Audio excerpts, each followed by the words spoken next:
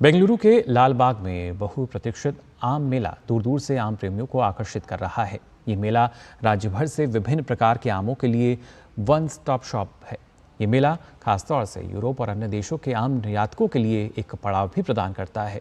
गर्मी के कारण कम पैदावार के बावजूद बाजार टनों आमों की पैदावार से भरा पड़ा है।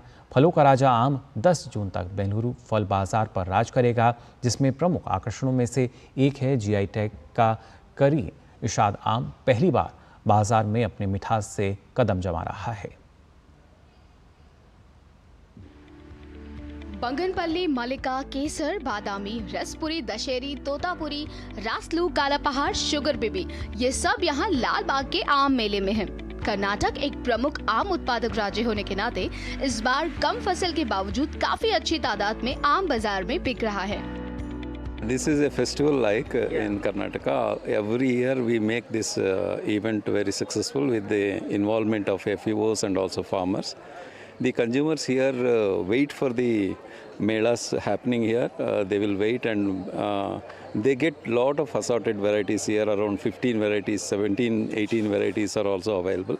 This year GI tagged variety is also made available from Ankola. Karnataka में आम 1.49 लाख हेक्टेयर से अधिक क्षेत्र में उगाया जाता है और हर साल अकेले कर्नाटक से 12 से 15 लाख मीट्रिक टन से अधिक आम की बिक्री दर्ज की जाती है।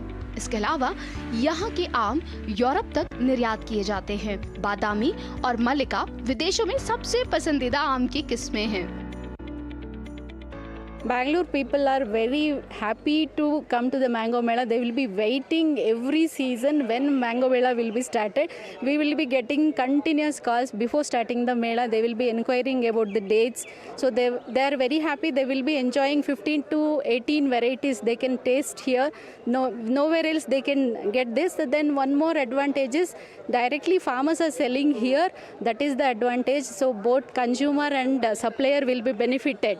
Usually in the Mela period 800 to 1000 tons will be sold, ma'am. Almost in the weekends each stall will sell around 1 ton. यहाँ लाल बाग में आम के 70 स्टॉलों के साथ ये मेला लगभग 15 दिनों तक चलेगा।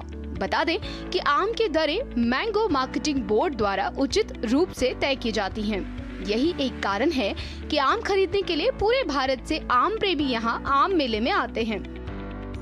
It seems to be very exciting to see all the mangoes at one place. You get to see so many varieties here.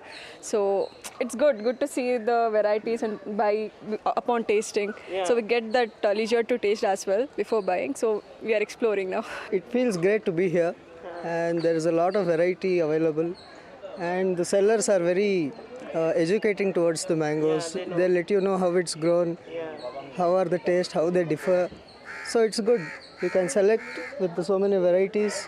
You can see the tastes.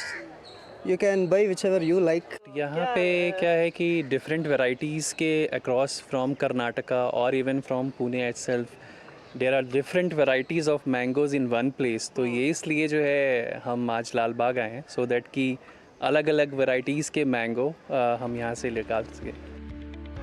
ये मेला बेंगलुरु में एक वार्षिक आयोजन है और दशकों से आयोजित किया जा रहा है। किसानों को बिचौलियों के बिना सीधे अपनी उपज बेचने का मौका मिलता है। किसानों को लगता है कि ये कुछ मुनाफे के लिए एक बड़ा अच्छा प्लेटफॉर्म है और उन्हें उम्मीद है कि अधिक भंडारण सुविधाओं के साथ वे अधिक आम लाने और बिक्री बढ़ाने में सक्षम होंगे और लोग आम का स्वाद ले सकेंगे। बेंगलुरु से आयशा खानम की रिपोर्ट, DD न्यूज़।